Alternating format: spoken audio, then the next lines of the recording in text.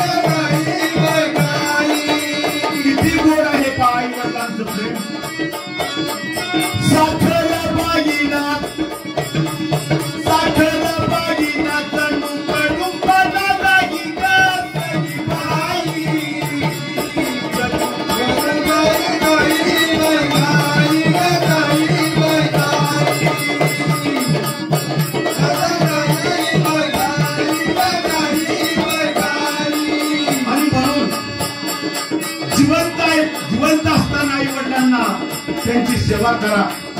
शिळे तुकडे तुम्ही त्यांना द्या. ते अगदी सोनं म्हणून खातील. मेल्यावर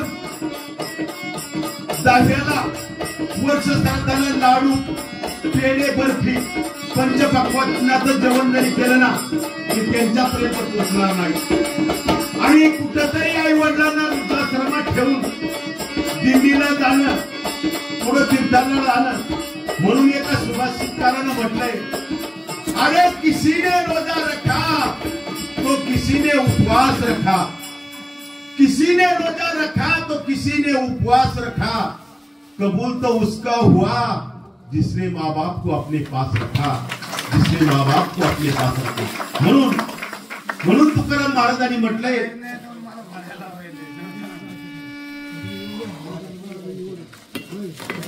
म्हणून आई वडिलांची सेवा केली पाहिजे.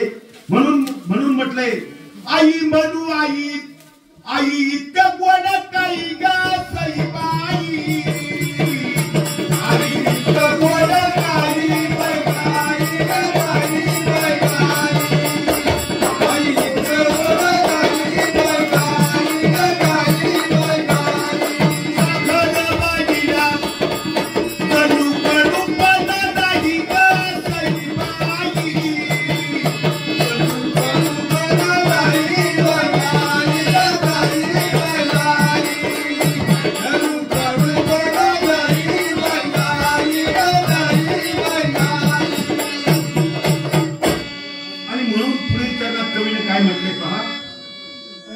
my